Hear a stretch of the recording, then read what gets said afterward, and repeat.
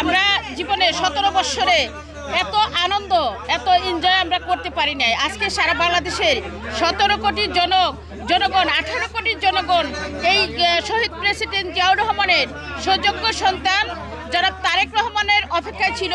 তারেক রহমানের লন্ডনে শুধু তার দেহটা ছিল, আত্মাটা কিন্তু বাংলাদেশেই পড়েছিল। তিনি 24 ঘন্টার মধ্যে 18 ঘন্টা বাংলাদেশের কথা ভেবেছেন, বাংলাদেশের জনগণকে শক্তি জুগিয়েছেন, আন্দোলনমুখী করেছেন এবং জাতীয়তাবাদী দলকে এমন একটা কঠিন ইস্পাত পাথরে পরিণত করেছিলেন। শহীদ প্রেসিডেন্ট জিয়াউর রহমানের সুযোগ্য সন্তান জনাব তারেক রহমান, তার কিন্তু বহিঃপ্রকাশ। যেমন আমাদের শহীদ প্রেসিডেন্ট জিয়াউর রহমান স্বাধীনতার ঘোষণা দিয়ে বাংলাদেশকে স্বাধীন করেছিলেন, আর 24-এর যে স্বাধীনতা এটার একমাত্র কাণ্ডারি, একমাত্র অগ্রদূত হচ্ছে তারেক রহমান। এই তারেক রহমানের এনার্জিতেই বাংলাদেশের যুব সমাজ, ছাত্র সমাজ এবং বিএনপি একত্রিত হয়ে 24-এর ছাত্র জনতার সাথে যে আন্দোলন করেছিল, সেই আন্দোলনে আমরা 24-এ কিন্তু আরেকটি স্বাধীনতা পেয়েছি। আজকে আমাদের মহানায়ক, আমাদের প্রাণ পুরুষ, আমাদের বাংলাদেশের প্রাণ তারেক রহমান দেশে ফিরে আসছে। তাই এলো ইনোভার, যেন আপনি লাইফে থাকেন রেডি প্রতিদিন। Innova, designed for now. অনেক দিন ধরে অপেক্ষা করছি এই দিনটার জন্য। আজকে আমাদের ঈদের চেয়ে অনেক বেশি আনন্দ লাগতেছে। আমরা ঢাকায় আজকে আমরা দেখবো, আনন্দ উপভোগ করবো, সবাই আমরা অনেক এনজয় করতেছি। আলহামদুলিল্লাহ, আজকের দিনটা আমাদের কাছে অনেক ভালো লাগতেছে, আনন্দময়। এই দিনের অপেক্ষায় 17টি বছর আমরা কাটিয়েছি। দীর্ঘ প্রতীক্ষার পর আসছে দেশে। সেই জন্য বাংলাদেশের প্রত্যেকটি মানুষ আনন্দে উল্লাসে ঢাকার পথে রওনা দিচ্ছে।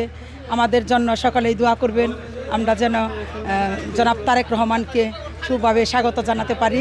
দীর্ঘ 17 বছর বাংলাদেশ জাতীয়তাবাদী দল বিএনপির আমাদের নেতা, বিএনপির ভাইস চেয়ারম্যান আমাদের নেতা তারেক রহমান, যিনি দীর্ঘ 17 বছর পর বাংলাদেশে আসছেন।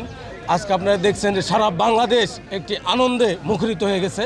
সারা বাংলাদেশের তৃণমূল নেতাকর্মীরা আপনারা দেখতে পাচ্ছেন যে ফজরের নামাজ পড়েই আমরা কিন্তু ঢাকার উদ্দেশ্যে রওনা হচ্ছি আমাদের নেতা কথা শোনার জন্য। আমরা খুবই আনন্দিত যে আমাদের নেতা বাংলাদেশে আসছে, একটা সুন্দর বাংলাদেশ আমাদেরকে উপহার দিবে।